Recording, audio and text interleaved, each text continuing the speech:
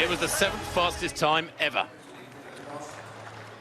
So we're heading now, this is the final 3 round in the women's javelin. Those of you who are still getting to grips with how the final 3 works, this is how the athletes made it into the final round. Basically, the 3 best throws get one more chance in round 6.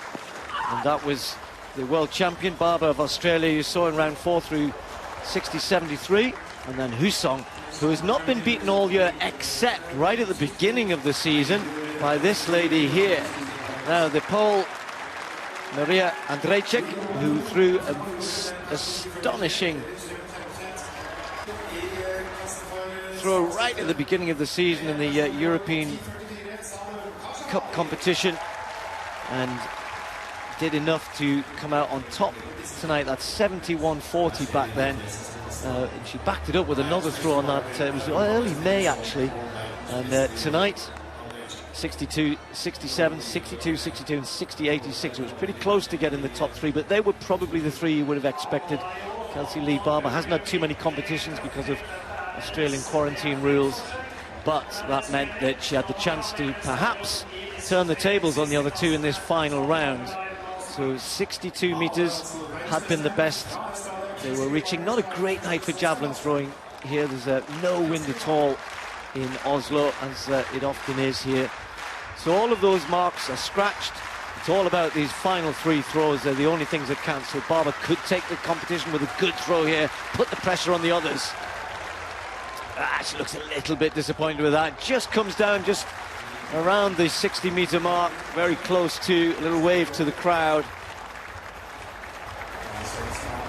So the world champion, who really has hardly had any competitions all last year and into this year as well, knows that going to the Olympics it's going to be tough.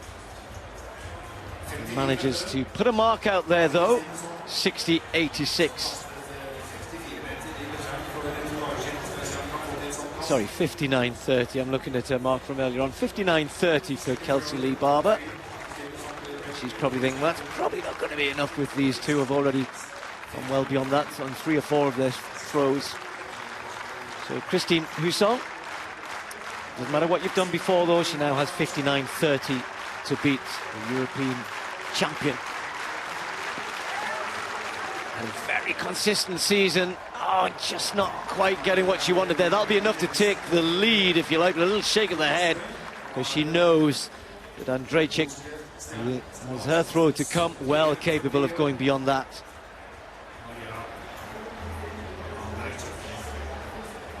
Everybody's still, I guess, getting to grips with the format of the final 3, athletes as well.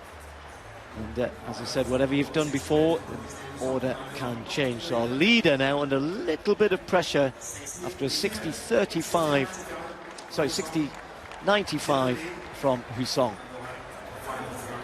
So the German, the best of those 2 so far. Now the 2 of them watch to see if the world leader, Maria Andrejczyk, can produce a throw here.